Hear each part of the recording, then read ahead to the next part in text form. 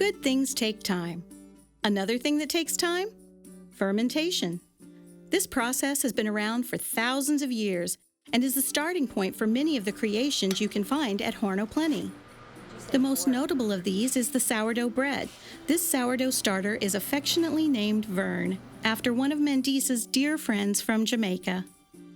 In our restaurant, we have a lot of different fermentations. Vern is our sourdough starter, and she's 14 years old, and all it is flour and water and a continuous, mindful ritual of feeding her daily. So why we use fermentation in our restaurant, our restaurant, is, for one, a lot of times it just preserves. And for instance, with our sourdough starter, we use it because it actually keeps our bread soft and supple for longer.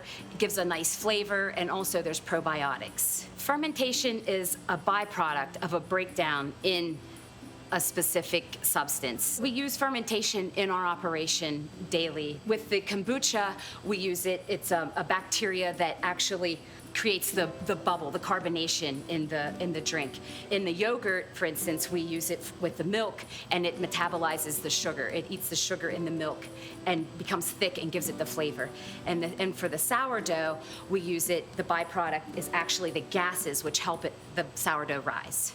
Fermentation is a process that takes time, and it builds gases and bacteria, good bacteria, for the foods that we eat. Whether it's fermentation, heating up the oven, or finding what makes you whole, one thing is for certain when it comes to Horn O' Plenty Restaurant. Good things take time.